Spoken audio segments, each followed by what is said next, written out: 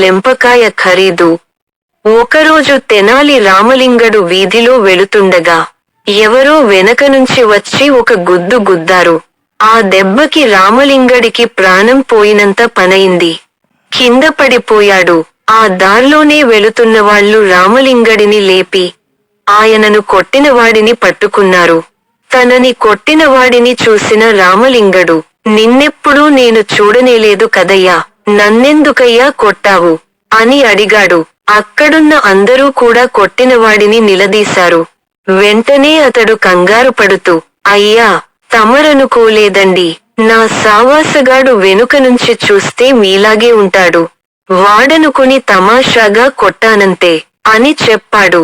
సావాసగాడైతే మాత్రం తమాషాకి అంత దెబ్బ కొడతావా అంటూ అందరూ గట్టిగా నిలదీశారు.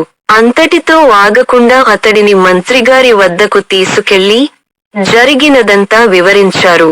మంత్రి రామలింగడిని కొట్టినవాడిని విచారించగా తనకు దగ్గర చుట్టం అవుతాడని గ్రహించాడు. అంచేత ఆయన వాడిని ఎలాగైనా రక్షించాలని మనసులో నిర్ణయించుకున్నాడు. పోనీ లేవయ్యా రామలింగా, ఏదో తెలియక పొరపాటు చేశాడు, ఏమనుకోవద్దంటున్నాడుగా, ఊరుకో అన్నాడు మంత్రి. అయితే రామలింగడు ససేమిరా అన్నాడు. సరే, అతడికి ₹1 జరిమానాగా విధిస్తున్నానని చెప్పాడు మంత్రి. ఆ కొట్టినవాడు తన దగ్గర రూపాయి కూడా లేదని చెబుతూనే సందు చూసి పారిపోయాడు. ఇదంతా చూసిన రామలింగడికి ఒళ్ళు మండిపోయింది. మంత్రిగారికి దగ్గరిగా వెళ్లిన రామలింగడు, అయితే మంత్రిగారు, నాకు తెలియక అడుగుతాను, దెబ్బ, గుద్దు, లెంపకాయల ఖరీదు ₹1 అన్నమాట. బాగుందే అన్నాడు. అంతేగా మరి అన్నాడు మంత్రి. ఓహో, అలాగా అని నవ్వుతూ అన్నాడు రామలింగడు.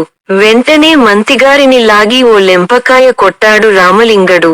మంత్రి కుయ్యో, మొర్రో అంటూ, ఎందుకయ్యా రామలింగా, నన్ను కొట్టావు అని అడిగాడు.